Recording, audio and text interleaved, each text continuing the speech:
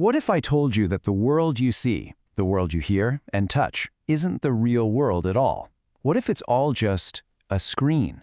We're about to explore an idea that might just change the way you see, well, absolutely everything. So let's just dive right in with a massive, kind of mind-bending question.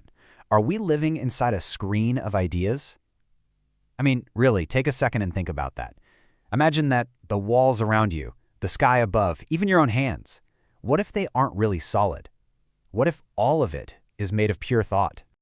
All right, to even begin to get our heads around this, we have to find a little crack in our everyday perception of reality. So let's start with the most fundamental thing there is, how you experience, well, anything at all.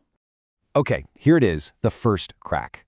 You don't actually experience the world directly. Now, I know, it really feels like you do, right? You touch a wooden table, it feels solid. You see a red apple, it looks red. But there's a crucial middleman in this whole operation that we almost always forget is even there. See, when you touch that table, you aren't really experiencing table. What you're actually experiencing is a storm of electrical signals firing up your nerves that your brain then has to interpret. Light, sound, sensation, it's all just raw data. Your mind is the one that has to translate it into something that makes sense. And this whole process creates something we call a mental model. Your brain takes all those jumbled signals and basically builds a projection, kind of like an internal movie, of the world around you. So the reality you're experiencing right now, it isn't the raw objective world itself. It's your brain's very own personalized, rendered version of it. And you know, what's so wild about this is that it feels incredibly modern, right? Almost like something out of science fiction.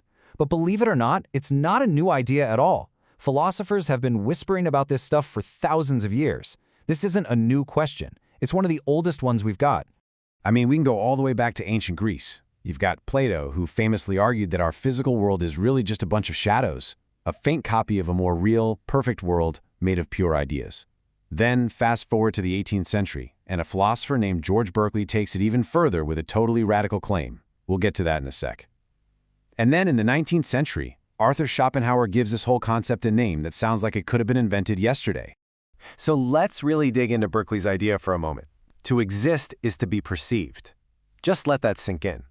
He's saying that if a tree falls in a forest and literally nothing, no person, no animal, no consciousness of any kind, is there to perceive it, did it actually make a sound? For Berkeley, the answer was a hard no. Its very existence is completely tied to it being perceived by a mind. And then you have Schopenhauer, who comes along and gives us this incredibly powerful way to think about it. He called our experience a mental rendering. That word choice is just perfect, isn't it?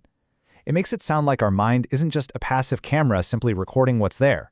No, it's more like an active computer, constantly generating the reality we see and feel. And that one word, rendering, brings us right to the central analogy for this whole explainer. Let's use some tech we're all familiar with to try and wrap our heads around this ancient, tricky idea. Reality as a screen.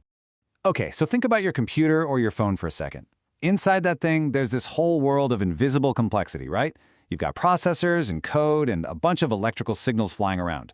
You don't see any of that stuff. You can't interact with the code directly. All you ever see is the finished product, the images, the text, the video, right there on the screen. Now, what if we apply that exact same logic to our existence? What if the fundamental layer of our universe is like that invisible code, just pure information, pure ideas, pure consciousness, and what we call reality, the physical world with its chairs and trees and mountains, is simply the screen. It's the user interface where all that invisible information gets projected so we can experience it. So if we follow this analogy all the way through, then our entire universe is the screen. Our individual minds, we're the processors running the software of ideas. And this is where it gets really, really wild. Maybe, just maybe, our thoughts and our beliefs can actually change what appears on that screen.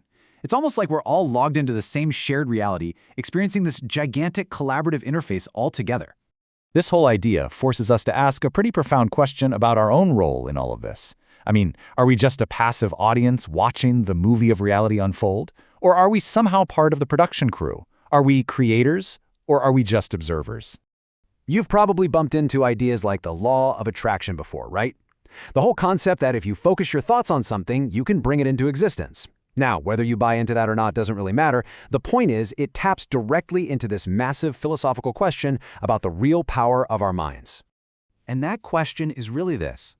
Are we just discovering a solid, pre-existing world that's already out there? Kind of like explorers mapping a new continent. Or could it be that we are actively participating in its creation with every single thought we have and every single thing we observe? Because think about it.